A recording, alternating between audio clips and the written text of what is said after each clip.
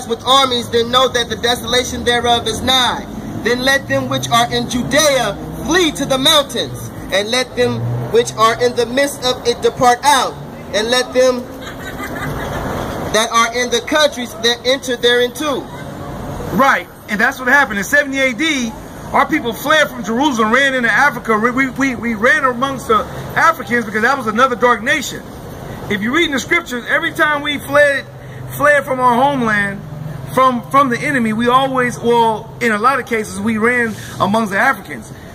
When you read in the scriptures, it tells you that when the Heavenly Father sent the angel to Joseph and Mary, he gave them instructions on what to do and where to take that baby, which is who we ignorantly call. What is it?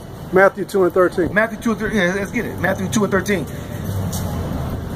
Mary and Joseph took who we ignorantly call Jesus Christ in Egypt. And there they stayed until God sent word that Herod was destroyed. Herod was a Roman, a Caucasian man. And he sent out a decree to have all male children at that time slaughtered because he was trying to stop the birth of Christ. So God had Mary and Joseph take that baby into Egypt, where they stayed until Herod was destroyed. Christ was a dark-skinned man, or dark-skinned. He was a black baby, and Mary and Joseph were dark-skinned people, and they went and hid amongst other dark-skinned people to basically blend in. If Joseph, Mary, and baby Jesus were Caucasian, they couldn't have went among the Egyptians and hid because the Egyptians were dark-skinned people. The Egyptians that you see on TV today, those are Greek babies. Those are white folks. The real Egyptians were tall, dark-skinned people. What you got? Yes. Excuse me. Sorry. The book of Matthew, chapter 2, verse 13. And when they were departed, behold, the angel of the Lord appeareth to Joseph in a dream, saying, Arise, and take the young child and his mother, and flee into Egypt. And be thou there until I bring thee word. For Herod will seek the young child to destroy him. Right, and Herod was a Caucasian Roman. And Herod was putting all kids to death, 2 or younger. He was trying to stop the birth of Christ because he didn't know when this particular birth was going to take place. He just decided to kill kids 2 or younger just to basically try to do it like in a roundabout figure to stop the birth of Christ. So the Heavenly Father put him in a trick bag, and he sent the spirit, an angel, to tell Joseph and Mary, which was Christ's earthly parents, to take that baby down to Egypt until he sent word that Herod is destroyed. And that's what happened.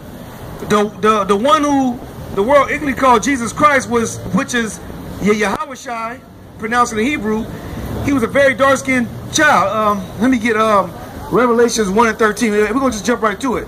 But the one who everybody ignorantly called Jesus Christ was a very dark-skinned man.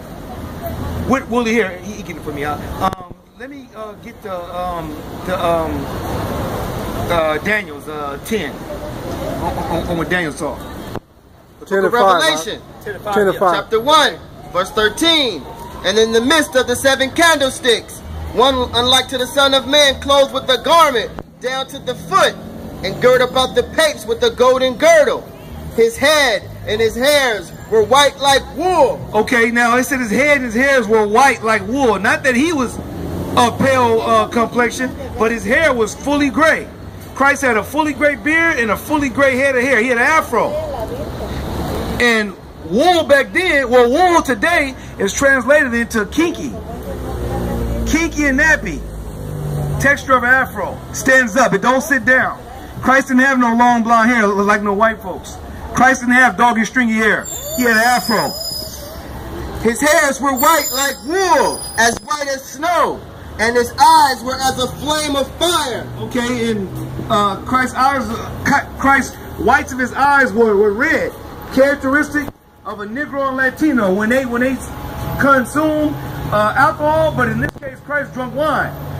His eyes were red. The whites of his eyes were red. And his feet like unto fine brass, as if they burned in a furnace. The complexion of Christ was very, very dark. John the Revelator was praying on the Lord's day. He was on his knees looking down when he seen Christ's feet. Now, if your feet is dark as if it burned in a furnace, what color is the rest of your body? Dark. Christ is a very dark-skinned man. He wasn't no white boy. these Caucasians have lied on Christ. There wasn't no Brad Pitt, huh? Yeah, Christ wasn't no Brad Pitt. He didn't look like Elvis Presley. He wasn't no Beach Boy. He was a Negro, and he was hated by many. The way Negroes is today, hated. He wasn't the white. He wasn't the American Hulk, huh? People crazy. The 10:7 and 10:5. Oh, I'm sorry, 10-5. Sorry. The book of Daniel, chapter 10, verse 5. Then I lifted up mine eyes and looked, and behold, a certain man clothed in linen, whose loins were girded with fine gold of Uphaz. His body also was like the beryl, and his face had the appearance of lightning, and his eyes as lamps of fire, and his arms and his feet like in color to polished brass, and the voice of his words like the voice of a multitude. Right, very, very deep. Christ had a deep voice, which also is characteristic with most Negroes. Most Negroes, or a lot of Negroes, I don't know the percentage, but a lot of us have deep voices. That's why when anytime a Negro get mad or frustrated and he raises his voice, people like him to calm down. Christ had that same, you got the same characteristic of who the world originally called Jesus Christ. He had that same characteristic. Let's let Satan go by.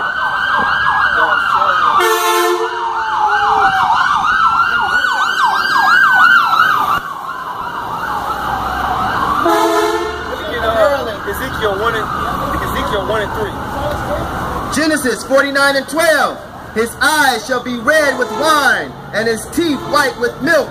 It's talking about Jesus Christ. Christ's eyes were red because Christ consumed wine. Christ was stressed out, man. He was down here in a mortal man body. He took on all the stresses and worries and characteristics of a mortal man. Right. He got hungry. He got sleepy. He got angry. Right. And Christ was stressed the hell out. It is. Deal with his people. This is who you English call Jesus Christ. This is the Son of God. He had the Spirit of God on him. So he did things that mortal men, as of now, we can't do. Hey, but even he was stressed. Hey, Moses didn't even drink. I mean, they're going to show you how bad or messed up our people was. You know what I mean? HAMASHAYACH came there and drinking. Messed up Moses out of his salvation. Moses is going to go into the promised land. Right. Y'all stressed Moses out so much. He didn't even drink no wine, man. He didn't even drink. Y'all stressed Moses out, man. Negroes, I be ashamed of yourself. That man did all that good thing. He followed God all the way to the end and slipped up. And the Heavenly Father held it to him. The Heavenly Father is not slack with his word, man. Right. If he tell you to do something, damn it, do it. If you don't listen, that's right. Hell come upon you. That's right. I'm sorry, what are you holding up? Yes. The book of Ezekiel, chapter 1, verse 3. The word of the Lord came expressly unto Ezekiel the priest, the son of Buzi, in the land of the Chaldeans, by the river Chebar. And the hand of the Lord was there upon him. Part 25. I'm sorry. Ezekiel, yes. Chapter 1, verse 3? Yes, I did. Okay, no, I'm trying to get to one where it shows the color of the angels. It said the angels were as a color.